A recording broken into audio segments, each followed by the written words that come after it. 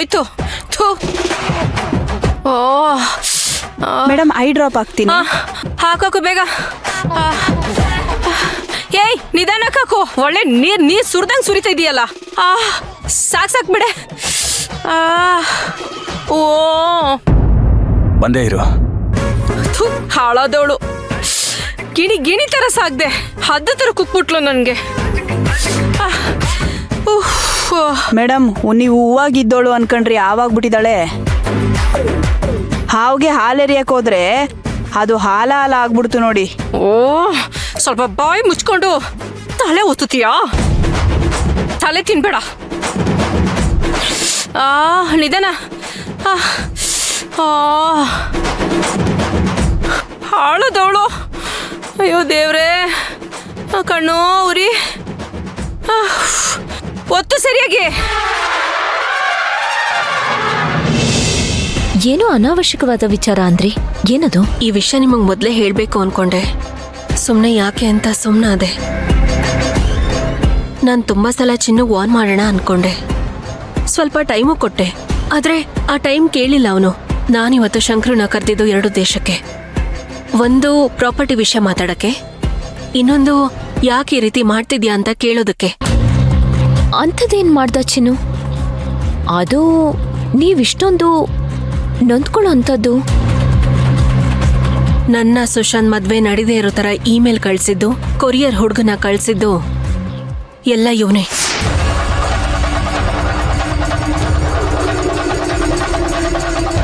What? ಏನ್ ಹೇಳ್ತಿದ್ದೀರಾ? ಅಷ್ಟೇ ಅಲ್ಲ ಅರ್ಚನಾ, ನನ್ನ ಸುಶಾಂತ್ ಮೇಲೆ ಶಾಂತಿ ಮೇಲಿರೋ ಕೊಲೆ ಆಪಾದನೆ ಬರೋ ಥರ ಯಶೋದಮ್ಮಂಗೆ ಹೇಳ್ಕೊಟ್ಟಿದ್ದಾನೆ. ಅವ್ರು ಹೋಗಿ ಕಂಪ್ಲೇಂಟ್ ಕೊಟ್ಟಿದ್ದಾರೆ. ಅವರು ನಮ್ಮನ್ನೇ ಅರೆಸ್ಟ್ ಮಾಡಕ್ ಬಂದ್ರು. ಗೊತ್ತು ತಾನೇ ವಿಷಯ? I can't believe this. ಆದ್ರೆ ಇದನ್ನೆಲ್ಲ ನಮ್ ಶಂಕರು ಮಾಡಿದಾನೆ ಅಂದ್ರೆ ನನ್ ಕೈಲಿ ನಂಬಕ್ಕಾಗ್ತಿಲ್ಲ ಮಂತ್ರ. ನಾನೇನ್ ತಕ್ಷಣ ನಮ್ದೆ ಅಂತ ಅನ್ಕೊಂಡ್ರಾ? ನಾನೇ ಖುದ್ದಾಗಿ ಆ ಕೊರಿಯರ್ ಬಾಯ್ನ ಹಿಡಿದು ಅವನ್ ಬಾಯಿ ಬಿಡ್ಸಿದ್ದೀನಿ.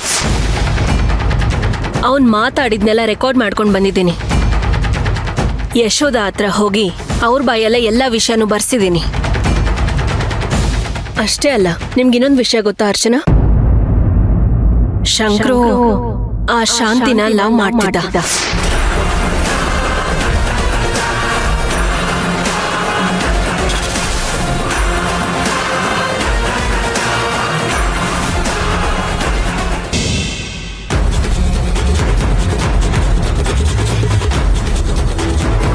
ಏನು ಹಿಂಗಾಗೋಯ್ತಲ್ಲ?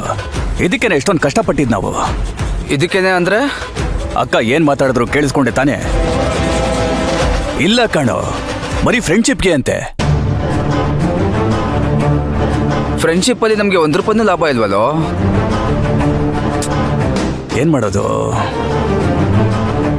ಹೇಗಾದ್ರೂ ಈ ಡೀಲ್ನ ನಮ್ ಕಡೆ ಎಳ್ಕೊಂಡ್ಬಿಡೋಣ. ಈಗ ಒಳಗಿರೋ ಆ ಹುಡುಗಿನ ನಾವ್ ಕರ್ಕೊಂಡೋಗಿ ಎಸ್ಕೇಪ್ ಮಾಡ್ಬೇಡಣ. ಆಗಂತೀಯೇನೋ? ಹಾ, ನಾವ್ ಹೇಳಿದ್ರೆ ಆ ಹುಡುಗಿ ಕೇಳ್ತಾಳೆ ಏನೋ?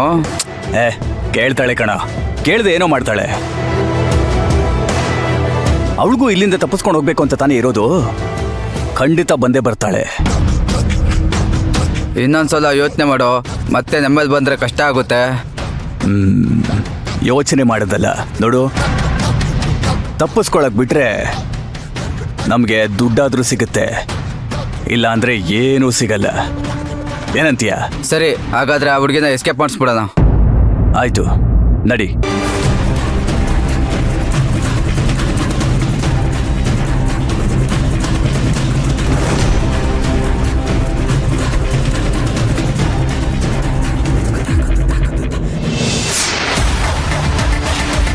ಇದು ಒನ್ ಸೈಡ್ ಲವ್ ಆಗಿದ್ರೆ ಇಷ್ಟು ದೂರ ಮುಂದುವರಿತಿರ್ಲಿಲ್ಲ. ಶಾಂತಿ ಇದ್ದಾಗ ಹುಟ್ಟಿದ ಪ್ರೀತಿ ಅವಳು ಹೋದ್ಮೇಲೂ ಕಂಟಿನ್ಯೂ ಆಗ್ತಿದೆ ಅಂದ್ರೆ ನೀವೇ ಯೋಚನೆ ಮಾಡಿ. ನನಗನ್ನಿಸ್ತಾ ಇದೆ ಅವನು ನಿಮ್ಮ ಹತ್ರ ಕೆಲ್ಸಕ್ಕೆ ಸೇರ್ಕೊಂಡಿರೋ ರೀಸನ್ನೇ ಅದು. ನೀವು ನೋಡೋದಕ್ಕೆ ಶಾಂತಿ ಥರಾನೇ ಇದ್ದೀರಾ. ಆ ಶಾಂತಿ ನಾನು ಅನ್ಕೊಂಡಿರೋ ಅಷ್ಟು ಒಳ್ಳೆಯವಳಲ್ಲ ಅಂತ ಅನ್ಸತ್ತೆ. ನೋನೋ, ಹಾಗೆಲ್ಲ ಇರಲ್ಲ. ಅವ್ನು ಯಾವತ್ತೂ ನನ್ನ ಹತ್ರ ಈ ವಿಚಾರಗಳನ್ನೆಲ್ಲ ಮಾತಾಡೇ ಇಲ್ವಲ್ಲ. ಅದ್ ಸರಿ, ಅವ್ನು ನಿಮ್ಮ ಹತ್ರ ಬಂದು ಹೇಗೆ ಕೆಲ್ಸಕ್ಕೆ ಸೇರ್ಕೊಂಡ? ನೀವೇ ಹುಡುಕ್ಬಿಟ್ಟು ಸೇರಿಸ್ಕೊಂಡ್ರಾ ಆಮ್, ಅಥವಾ ಅವನೇ ಬಂದು ಸೇರ್ಕೊಂಡ? ಅದು ಅಣ್ಣನ ಹತ್ರ ಮೊದಲೇ ಕೆಲಸ ಮಾಡ್ತಿದ್ದ ಒಬ್ಬ ಹುಡುಗನ ಮೂಲಕ ಇವನ್ ನನಗ್ ಪರಿಚಯ ಆಗಿದ್ದು. ನೋಡಿದ್ರಾ, ಇವಾಗ ಅರ್ಥ ಆಗ್ತಿದ್ಯಾ ಅವನಿಗೆ ಶಾಂತಿ ಮೇಲೆ ಎಷ್ಟ್ರ ಮಟ್ಟಿಗೆ ಪ್ರೀತಿ ಇದೆ ಅಂತ.